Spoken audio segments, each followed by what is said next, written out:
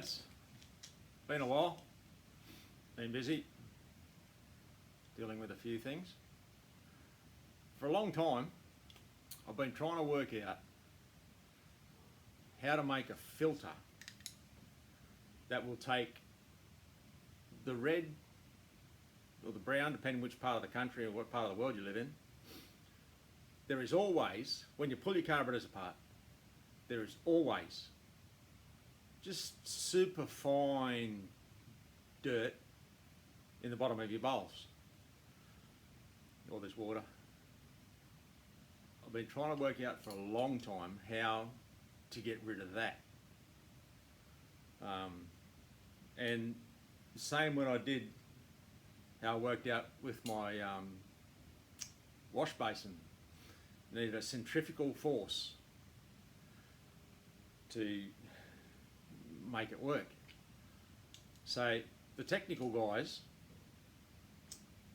call what's in the bottom of the fuel filter, in the bottom of your fuel bowl, they call that suspended solids. So it's very, very, very fine stuff, whether it's just dirt from tiny particles of rust from a really old tank, or whatever the hell it comes, wherever it comes from. Dirt in the fuel. Here in Australia, that's why I want to get this done. It's beginning of July now, so 4 weeks I'm going to the Northern Territory for a run. Notorious for dirty fuel because of the dust in the air, and as you're filling up and trucks are filling up, that creates a vacuum, and the air, even just the air breathers breathe in the dust that's in the air in the Northern Territory, and it settles in the bottom of the fuel tanks, and you end up putting it in your cars. So my very first initial was this great behemoth. So fuel came in these two. There was a hose running down the bottom onto an angle. So the pressure of the fuel coming in would spin the fuel. All your suspended solids would end up in the center of the container and ultimately sit on the bottom of the jar, and then the fuel out is up the top here with I'd have a small, just a little filter out of another inline filter, and I'd have that sitting in there. So what solids were still stirring around that weren't in the bottom, the filter would hopefully pick up what was left. Anyway, we shot down to the shop, bought all my brass fittings and everything like that, and yesterday I put it together and I was looking at it, I'm going, that's glass. I'm sitting there going, there is way too many things that can go wrong with a glass jar somewhere on a motorcycle. And I've gone, it's a bloody good idea, but it's not gonna work.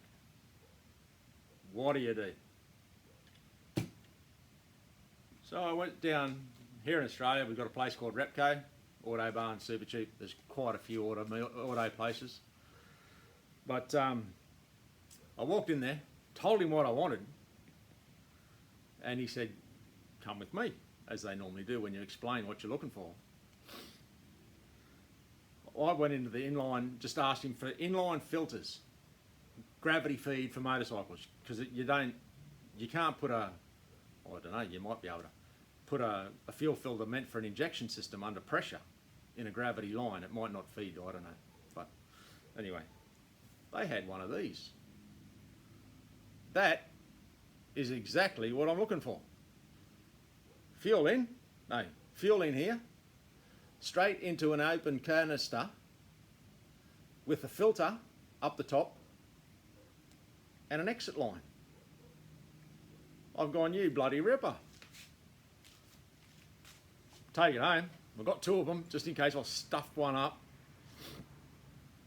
And I'm sitting there going, righto, the fuel's going to go in the intake, in the inline, and it's just going to come in there, and it's not going to do anything. What I wanted, sitting there looking at it, I need to turn this nib here onto a 45-degree angle so that it will feed and spin the fuel. So that while I'm there, I'll grab two of these, and I'll grab another large, it's been killed, another large inline filter to get these nibs off it, is all I wanted. So, what we did is we grabbed one. I decided to leave that one there, leave the inline there, because if nothing else, you just put a bung on it, and that can be your drain. Take it off, that can be your drain, and you can wobble all the shit out of it, you know. So I cut the end off the inline filters like I wanted to, and then fed them. How are we going to do that? Fed them, put them on behind my shirt, on a 45-degree angle, so that the right and the left side of the fuel tank hoses can come in and get that spinning, like the fuel. So that's the inside of it. So they're both working together to make this fuel spin. Put all the solids in the center of the canister, underneath the fuel filter. So that's the filter. I cut the top off. So that's the filter. So sitting on there, that's just spinning around, doing the centrifugal force, same thing, putting it all in the center, and then the tiniest little bits will come out. Hopefully won't come out, but there's still a fuel filter on there anyway. That's the thing. So I did that last night, and was sitting there this morning on the lounge having a coffee, wherever the rest of it went. Don't know what I did with the rest of it. And I'm sitting there going, that's well and good. So you've got two fuel lines going into that, but you only have one 4mm exit. I'm sitting there going, I don't know, that's going to be enough fuel to feed two carburetors, two banks of carburetors. So they've got to feed, you know. I don't think that's going to be enough. The bike could possibly run out of fuel, and I don't really need to do that out in the Northern Territory, where we can poke along at a touch over idle legally. So I've gone, righto. So this morning's effort, obviously I cut the top off it, but I cut the top out of that just to see what was in there. And there's quite a large hole. So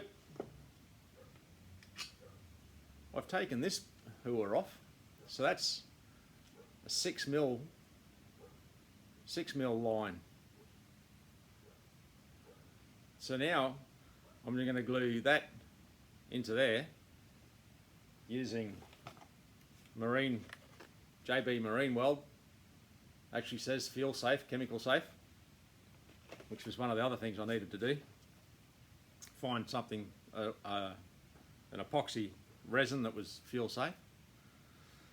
So now I'll put that together, and that